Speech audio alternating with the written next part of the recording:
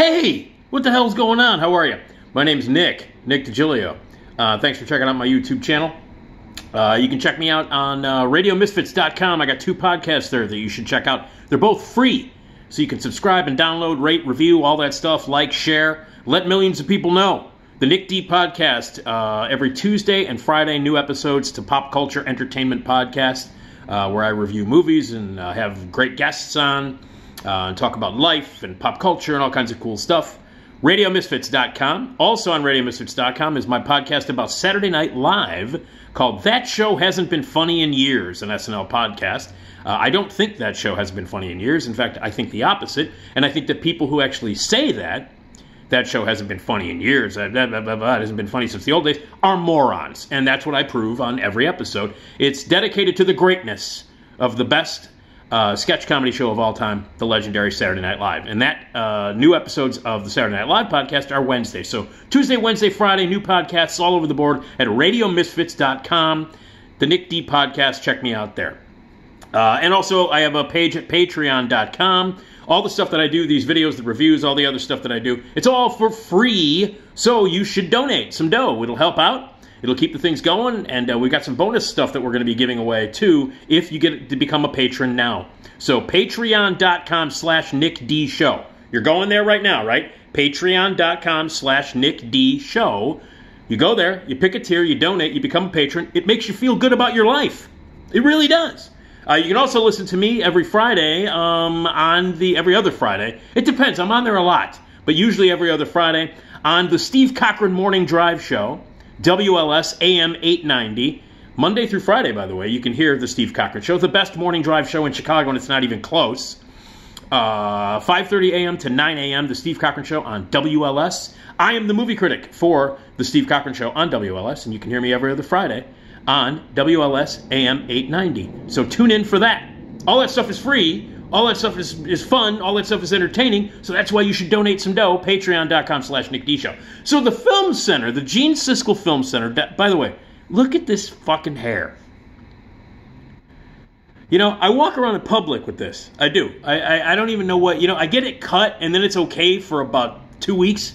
I look less ugly and moronic.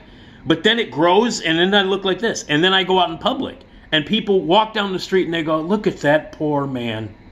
Will you look at the thing on his head? I go out in public with this. That's another reason you should probably donate at patreon.com/NickDShow, so I can get a fucking haircut or do something. Anyway, I'm sorry, I can see myself as I do this video, and, I don't know what to say. I apologize for the hair. Don't let the hair deter you from donating money at patreon.com/NickDShow. Maybe it should actually inspire you to donate money. It's like, God, get this guy a fucking comb, something. Anyway, the Gene Siskel Film Center, which is a really, really great place to see a movie, really great place to go for special programs, special screenings. It's part of the Art Institute, a school of Chicago, and it teaches kids and students and adults all kinds of great things about film. They have lecture series. They do first-run movies, foreign films, silent movies. They cover the whole gamut. Rebecca, who actually is the programmer the head programmer at the Film Center, does a remarkably great job doing it. They get 35mm prints. They get 4K restorations. They have first-run movies, premieres, festivals, all kinds of really cool stuff. It's an amazing place. It's a great institution, part of the Art Institute. It's been around for many, many years, named after the great Gene Siskel. It's located downtown on State Street, right across the street from the Chicago Theater, right near State and Lake, between Lake and Washington on State Street. Very easy to get to. They've got 2 theaters, concessions, all kinds of great stuff. It's an amazing place to see really cool movies and learn a lot. And they often do great programs. And they're in the middle of doing a program now that they call All in a Day's Work. It's a 8-day program that they're doing, that they're in the middle of right now at the Film Center, the Gene Siskel Film Center. You should check out SiskelFilmCenter.com, the Gene Siskel Film Center. Anyway, they're all in a day's work, and these are all movies that they're showing on the big screen in 35mm that all take place in a 24-hour period. That's the theme. And they're showing some amazing, amazing movies. They're showing, like, My Dinner with Andre. They're showing Run, Lola, Run. Night on Earth, Jim Jarmusch's movie. High Noon. Dr. Strangelove. Last night I went to go see 25th Hour, which I think is Spike Lee's best movie by far. And tonight I'm going to their screening of Dog Day Afternoon. And that's what I really want to talk about here is Dog Day Afternoon. But also I want to mention how cool this whole series is and will continue to be for the next, like, 4 or 5 days. All of these movies all take place in 24 hours, and that's the connection that they have. They're really interesting movies, and they cover the gamut of all kinds of style and genre. Some are older, some are newer. Some are in black and white, some are in color. A couple of them are animated. These are all movies that are connected by the fact that they all take place over a 24-hour period, and that's why the whole series is called All in a Day's Work. And many of these movies are great, and some of them are some of my favorite movies of all time. 25th Hour, Dog Day Afternoon, Dr. Strangelove. Those are 3 of my favorite movies of all time. I saw 25th Hour last night. The print is great. They're showing it again on Saturday. And the print is in beautiful shape. The sound quality on this print is great. And the stereo and the sound in the theater number 1 that I saw it in is fantastic. So the presentation is top-notch. It's great. And it's consistent with the great stuff that they do at the Siskel Film Center. So it was amazing to see 25th Hour. It's a movie that destroys me. If you've not seen it, it stars Edward Norton as a guy, a drug dealer this is the night before he is going off to prison to serve 7 years for dealing drugs. And he goes out one last night with his 2 best friends from childhood and his girlfriend to do a going away party before he goes off to prison. And it all takes place in the shadow of the 9/11 attacks. The 9/11 attacks took place at the time of this movie, that the movie takes place just months after the attacks. And the scars of 9/11 are still very apparent in New York City, where this movie takes place in New York. And it is about this guy coming to terms with his life, about redemption, about restarting, about dealing with the mistakes that you've made, and about rebirth. And it also is about 9/11, and like I said, the incredible psychological and horrible scars that it left on New York City. And there is a real sense of melancholy throughout the entire movie. Terrence Blanchard's incredible score is one of the most beautiful and haunting scores of all time.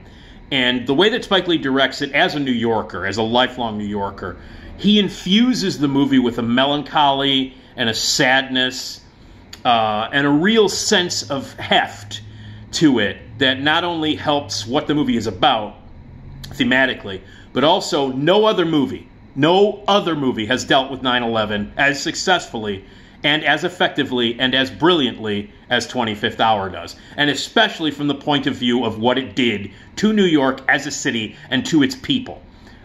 It's a brilliant movie, a great meditation on the tragedy of 9/11, and a movie that I think is the best thing that Spike Lee has ever directed. I still think, and it just, last night when I saw it, it just reconfirmed how brilliant the movie is and how far and away it's the best movie he's ever done. And this guy's made a lot of great movies. And yes, I'm including Do the Right Thing. I think 25th Hour is a better movie than Do the Right Thing. And I don't think he will ever make a movie as good as 25th Hour. I really don't.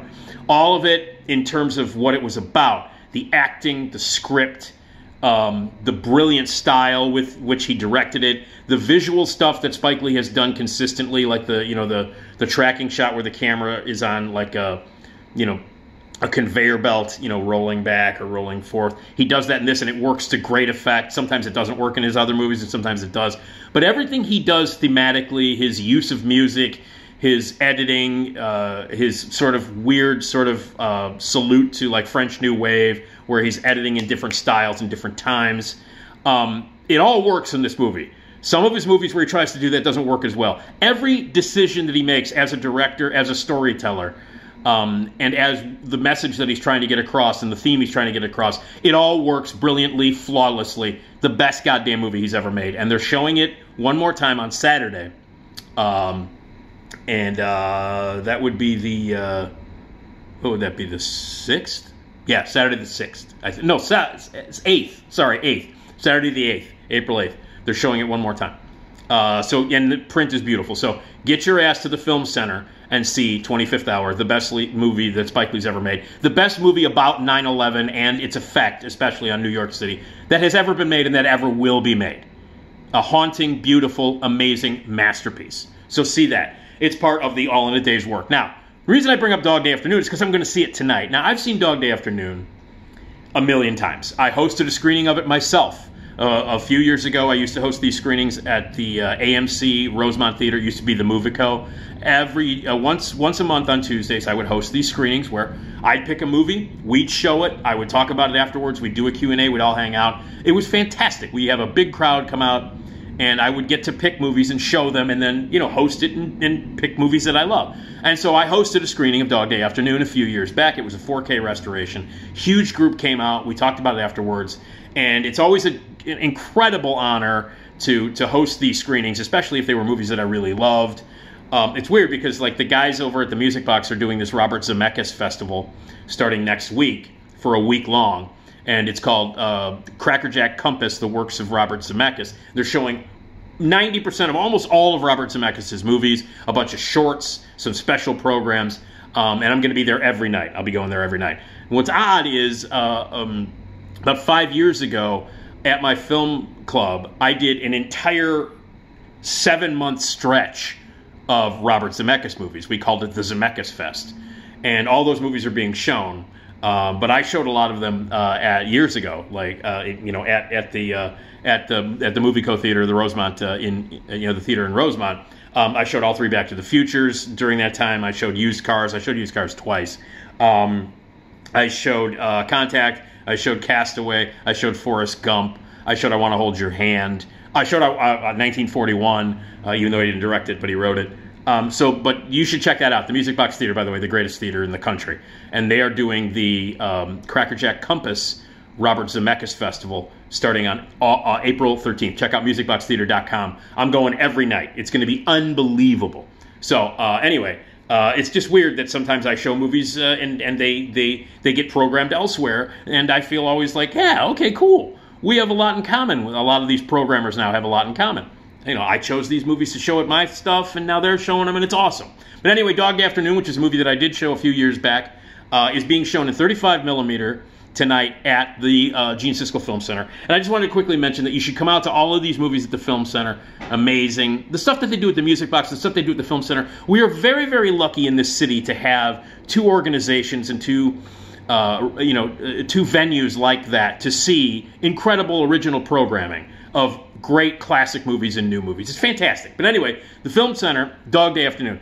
And I wanted to mention Dog Day Afternoon is one of my favorite movies of all time. It's a movie that I've seen, I don't even know how many times I've seen Dog Day Afternoon. I know it by heart. I've seen it. It was a movie that I used to watch a lot when I was a drinking man.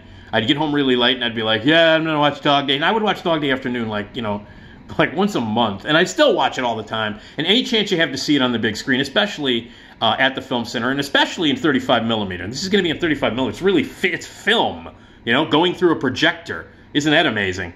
But you get a chance to see Dog Day Afternoon. It's unbelievable. Al Pacino, in the 70s, was the hottest actor in the world, doing amazing work. And he was working with Sidney Lumet, who he'd worked with a bunch of times.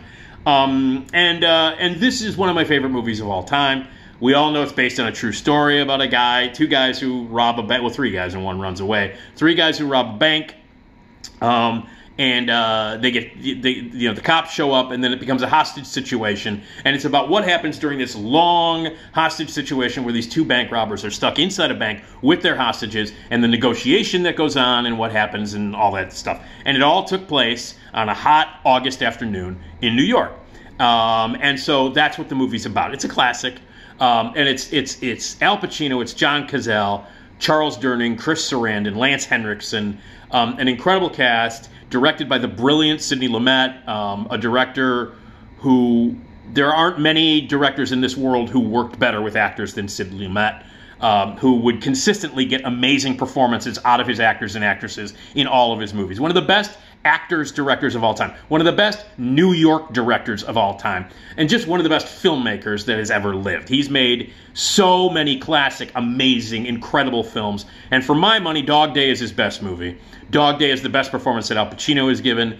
And the late, great John Cazale, who only starred in 5 movies before he died at a very young age of cancer. And these are the 5 movies he starred in. The Godfather Part 2, The Conversation, Dog Day Afternoon, and The Deer Hunter. You want to talk about a flawless resume. That guy was in 5 masterpieces, 5 4-star movies, 5 classics that people watch today and learn from and teach. John Cazale, only 5 movies. Amazing. And this, I think, is his best performance. Anyway, you know what it's about. These two guys go in. And the reason I mention this is because I'm so excited to see it on the big screen. I haven't seen it on the big screen since I hosted the screening at my film club years ago. But this will be in film. We had the 4K digital restoration at my screening. But this is going to be on film. It's going to be 35mm film on the big screen. And it's one of my favorite movies of all time. So I'm going to be like a child. I'm going to be giddy like a schoolgirl in this theater tonight, you know, watching Dog Day Afternoon on the big screen. It's going to be amazing. And again, it's all part of the All in a Day's Work program at the Film Center. And I want to mention, the reason I bring up Dog Day Afternoon, and I wanted to cut this thing, is because Dog Day Afternoon is the first movie where I realized what acting was. I was 10 when it came out. And I went to go see it. My dad took me to see it at the Parkway Theater, which was on Diversey at Clark in Chicago. It's now an optical center. It's now you can buy your glasses there now. But it used to be a great, crazy movie theater. In the 70s, it was kind of a dump. It was kind of a grindhouse. But every once in a while, they would show really cool movies and great movies. I used to go there all the time in the 70s. And that's where I saw it, the Parkway Theater, Dog Day Afternoon. And I had seen a million movies at that point. Seriously, by the time I was 10, I was seeing at least 2 movies a week with my dad. And I was watching movies on commercial TV. And I was obsessed with movies. I became obsessed with movies at a very, very young age. So by the time I was 10, I had seen a ton of movies. But Dog Day Afternoon was the first movie where I was like, oh, acting. Because I'm 10. I'm an idiot. You're an idiot when you're 10. I'm still an idiot, and I'm in my 50s, and I'm a fucking moron. Look at this hair. But anyway, so Dog Day was the first movie where I went, oh, that's what acting is. And it was the first movie where I idolized an actor. Al Pacino's performance in Dog Day Afternoon, when I was 10, to me was like the greatest thing I had ever seen an actor do in my life. Like, I couldn't believe how cool it was and how great it was. And I remember when I was a kid, I used to hang out with my friends, and then I would start screaming Attica. And I didn't even know what the fuck Attica was. Like, my dad had to explain to me after the movie what Attica was. And, you know, explaining to a 10-year-old, you know, the riots and stuff and the reason for what happened at the uprising at Attica, the prison, is pretty interesting for my dad to, you know, to tell his 10-year-old kid. But anyway, I'm running around with my friends, and I would reenact the scene. I'm like, have you guys seen Dog Day? And none of my friends, 10-year-olds, 10, 11-year-olds saw Dog Day. My dad was taking me to see R-rated movies. I saw The Exorcist when I was 8. My dad took me to see it. So I was way ahead of the game. So I'd come to school, and I'd tell people about R-rated movies, the other kids. They'd be like, what are you talking about? What happened? She did what with the crucifix? She did what in The Exorcist? She said what? Anyway, so they didn't, none of them saw it. So I would reenact Dog Day. I'd go out and I would do the scenes where he would scream at the cops, you know, where Al Pacino would scream at the cops and scream Attica, and, you know, hey, kiss me. I like to be kissed when I get fucked. That whole thing. I would do that at 10, you know. So, but Dog Day was the first movie where I realized what acting was. And I started to watch movies in a different way after that. I started to look at actors and remember their names and realize that they were different from movie to movie to movie. Because when you're 10, you don't know. So I realized, like, Al Pacino, I'll remember that guy's name. And then how different he was in Serpico and how different he was in, you know, other movies. And, you know, and then I would go back and look at other movies and realize what actors did. So Dog Day Afternoon was the first movie where I realized the craft of acting, what it was, how actors and actresses were different in each movie. And I put that all in my head, and I learned about the craft of acting the very first time from watching Dog Day Afternoon. It was a movie that was seminal for me. You know, as I grew up and got older and would get on stage and act and direct actors, I go all the way back to being 10 years old at the Parkway Theater and watching the Dog Day Afternoon for the first time, to me being able to appreciate acting, to direct, and to act myself. And it all goes back to that time at the Parkway Theater when I was 10 and I watched Dog Day Afternoon for the first time. And the very first time that I realized what, you know, that actors, what they did I was younger. I was probably 8, probably a couple of years before I saw Dog Day. And I was watching, I think it was the Mike Douglas show, the talk show that used to be on, the daytime talk show that Mike Douglas hosted. And it was your regular talk show. He would have stars on, and they'd do musical performances. He would come out and sing and all that shit. And it was the very first time that I ever realized what acting was, what it truly was, in terms of not, like actors being not the people that they are on screen. And I'll never forget this, because he had Jean Stapleton on. And Jean Stapleton, who obviously played Edith Bunker on All in the Family. And I had watched All in the Family. I had watched All in the Family, every Saturday night I watched it. I was like 8 or 9 years old watching it. And everybody knows Edith Bunker. The whole thing. And I remember watching Mike Douglas, and he's like, ladies and gentlemen, Jean Stapleton. And she came out, and I recognized her as Edith from All in the Family. And he says, hello, Jean. And he starts to interview her. And then Jean Stapleton starts to talk. And doesn't sound anything at all like Edith.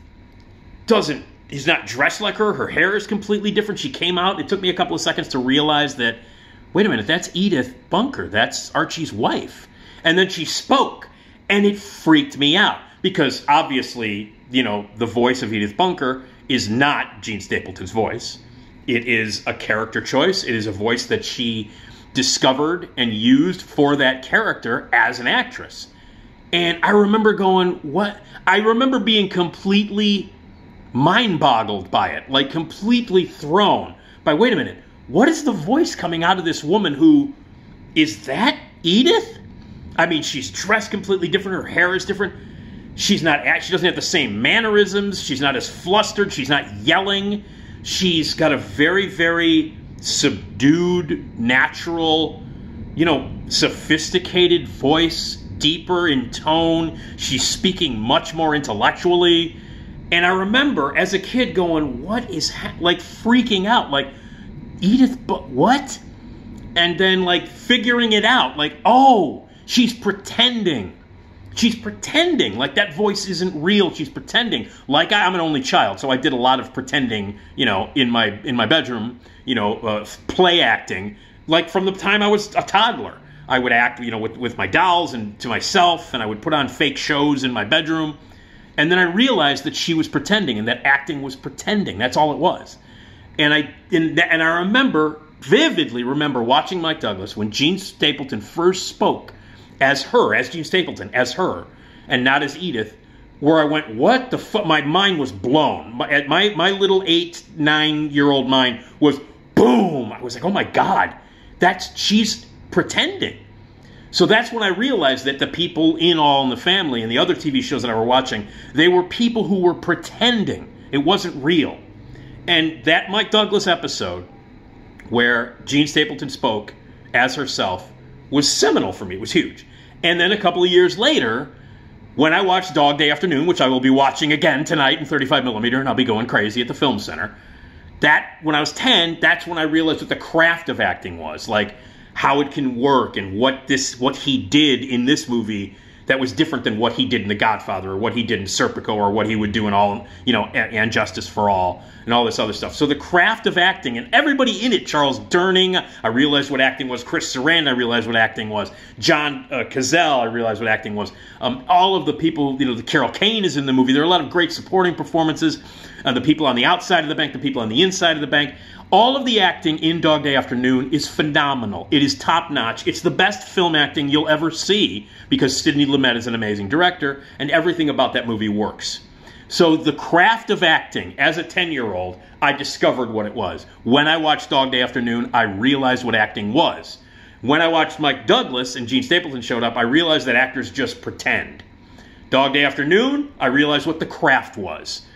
So it's amazing. So in addition to being one of the best movies ever, one of the most important American movies of all time, a landmark piece of cinema, Dog Day Afternoon, on top of that, just being extraordinary on every fucking level, and a 70s classic. And again, I mentioned this a million times, the best decade ever for movies is the 70s, period. It's not even, you can't even argue it with me. If you think it's a different decade, you're wrong. The 70s, bar none. 70s was the best decade and the most important and the most consistently great decade for movies ever. Ever, ever, ever, ever in the history of movies. And Dog Day Afternoon is right near the top of that heap of amazing, incredible, fucking groundbreaking, and important movies of the 70s. So, Dog Day Afternoon is part of the All in a Day's work at the Gene Siskel Film Center on State near Lake in Chicago, across from the Chicago Theater. Easy to get to, and they run amazing programs. Check out Film Center. Check out the website for all that stuff. In addition, they're showing Run, Lola, Run, My Dinner with Andre, Night on Earth, High Noon, and Dr. Strangelove, which I'm going to on Sunday, Easter Sunday. I can't think of a better way to spend Easter than to watch fucking Dr. Strangelove on the big screen in 35. So anyway, kudos to the Film Center, kudos to the Music Box for doing their Robert Zemeckis thing, and kudos to all of the actors and all of the stuff that I discovered when I was younger that really made me change my mind watching movies and watching actors and performers. So that Mike Douglas episode with Jean Stapleton, boom! Dog Day Afternoon, oh, that's what acting is. So, amazing. And I'll get to re-experience that magic again tonight at the Film Center. Fucking Dog Day Afternoon, what can you say about it? A classic, the best Al Pacino performance, and the movie that taught me what the craft of acting was all about. Couldn't be more excited to see it on the big screen. And check out All in a Day's work, all those movies at the Film Center. Yeah.